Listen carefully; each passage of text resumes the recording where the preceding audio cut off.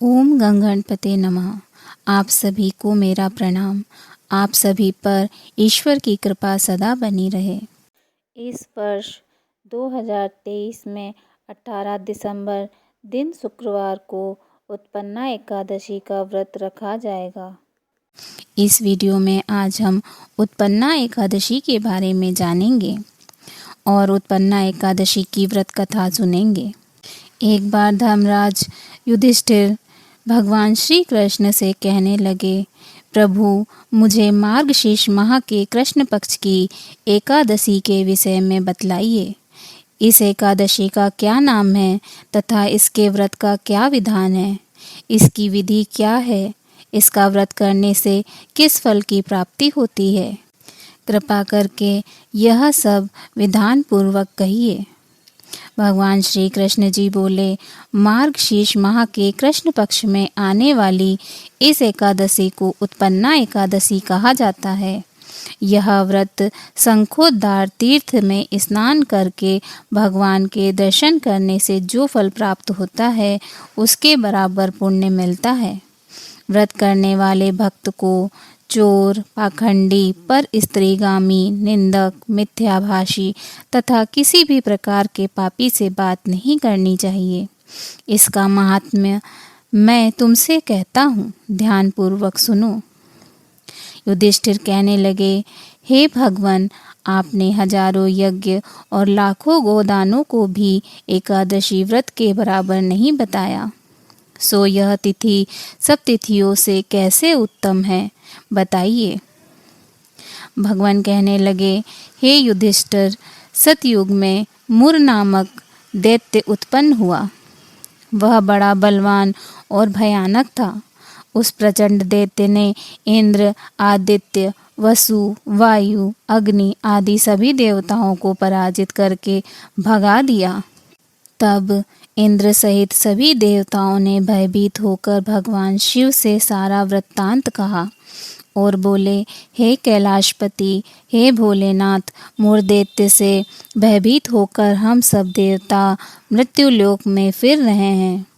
तब भगवान शिव ने कहा, हे देवताओं, तीनों लोकों के स्वामी, भक्तों के दुखों का नाश करने वाले भगवान विष्णु की शरण में जाओ।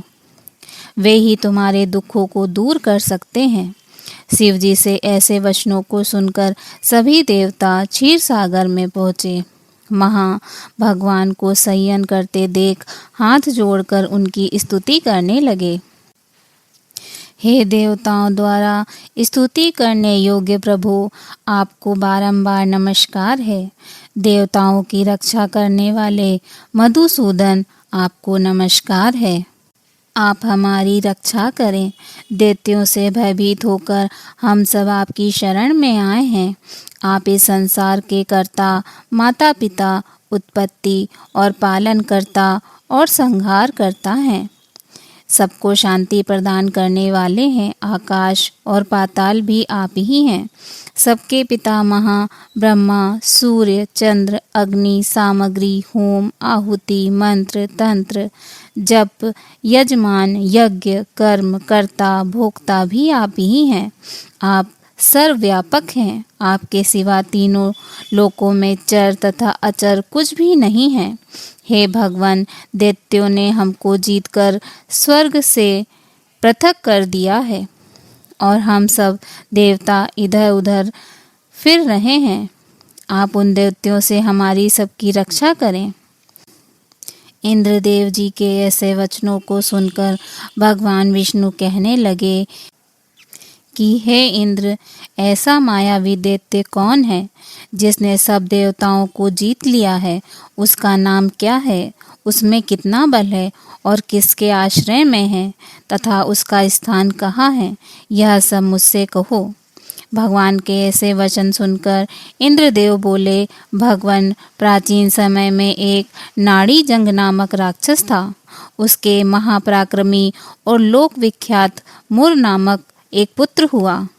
उसकी चंद्रावती नाम की नगरी है।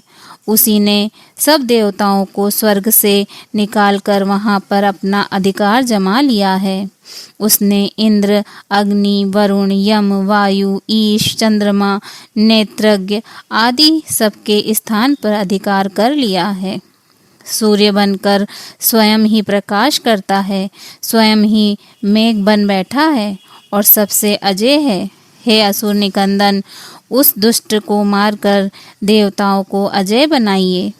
यह वचन सुनकर भगवान ने कहा, हे देवताओं, मैं शीघ्र ही उसका संहार करूँगा। तुम चंद्रावती नगरी जाओ। इस प्रकार कहकर भगवान सहित सभी देवताओं ने चंद्रावती नगरी की ओर प्रस्थान किया। उस समय जब दैत्य मुर सेना सहित युद्ध भूमि में गरज रहा था, उसकी भयानक गर्जना सुनकर सभी देवता भय के मारे चारों दिशाओं में भागने लगे। जब स्वयं भगवान रणभूमि में आए तो दैत्य उन पर भी अस्त्र शस्त्र आयुध लेकर दौड़े। भगवान ने उन्हें सर्प के समान अपने बाणों से बींध डाला। बहुत से दैत्य मारे गए, केवल मुर बच गया। वह अविचल भाव से भगवान के साथ युद्ध करता रहा। भगवान जो भी तीक्ष्ण बाण चलाते, वह अपने लिए पुष्प सिद्ध होता। उसका शरीर छिन्न भिन्न हो गया, किंतु वह लगातार युद्ध करता रहा। दोनों के बीच मल युद्ध भी हुआ।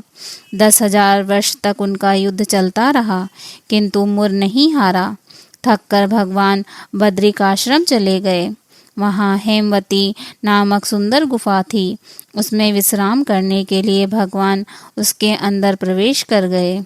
यह गुफा 12 योजन लंबी थी और उसका एक ही द्वार था। भगवान विष्णु वहाँ योग निद्रा की गोद में सो गए। मुर भी पीछे पीछे आ गया और भगवान को सोया देखकर मारने को उद्यत हुआ। तभी भगवान के शरीर से उज्जवल कांतिमय रूप वाली देवी प्रकट हुई। देवी ने राक्षस मुर को ललकार कर युद्ध किया और उसे तत्काल मृत्यु के घाट उतार दिया। श्री हरि जी जब योग निद्रा से उठे तो सब बातों को जानकर उन देवी से कहा कि आपका जन्म एकादशी के दिन हुआ है, अतः आप उत्पन्ना एकादशी के नाम से पूजित होंगी। आपके भक्त वही होंगे जो मेरे भक्त होंगे। बोलो विष्णु भगवान की जय। ओम नमो भगवते वासुदेवाय। आइए अब इस उत्पन्ना एकादशी व्रत की पूजा विधि और नियम भी जान लेते हैं। उत्पन्ना एकादशी का व्रत रखने से भगवान श्री हरि विष्णु जी की कृपा प्राप्त होती है, इसलिए यह व्रत पूरे विधि विधान से करना चाहिए और सात्विक नियमों का पालन भी करना चाहिए। एकादशी के दिन ब्रह्म मुहूर्त में उठकर नित्य क्रियाओं से निपटने के बाद भगवान जी का पूजन करें और व्रत का संकल्प लें तथा व्रत की कथा सुनें। पूरे दिन व्रत करने वाले को बुरे कर्म करने वाले पापी दुष्ट व्यक्तियों की संगत से बचना चाहिए और जाने अनजाने में हुई गलतियों के लिए भगवान श्री हरि विष्णु जी से क्षमा मांगनी चाहिए। द्वादशी के दिन किसी ब्राह्मण को भोजन कराएं, दान दक्षिणा देकर अपने व्रत का समापन और पारण करें। उत्पन्ना एकादशी का व्रत करते हुए कई बातों का ध्यान रखना चाहिए। मन की शक्ति के साथ जब भक्ति का मेल हो जाता है तो भगवान भी भक्त की सुनने के लिए विवश हो जाते हैं। ये व्रत 2 तरह से रखा जाता है, निर्जला और फलहारी या जली व्रत। निर्जल व्रत को स्वस्थ व्यक्ति को ही रखना चाहिए। अन्य लोगों को फलाहारी या जली व्रत रखना चाहिए। इस व्रत में दशमी के दिन सूर्यास्त के बाद भोजन नहीं करना चाहिए और एकादशी को सुबह श्री कृष्ण जी की पूजा करनी चाहिए। इस व्रत में सिर्फ फलों का ही भोग लगाया जाता है। इस दिन केवल जल और फल का ही सेवन किया जाता है। बोलिए विष्णु भगवान की जय।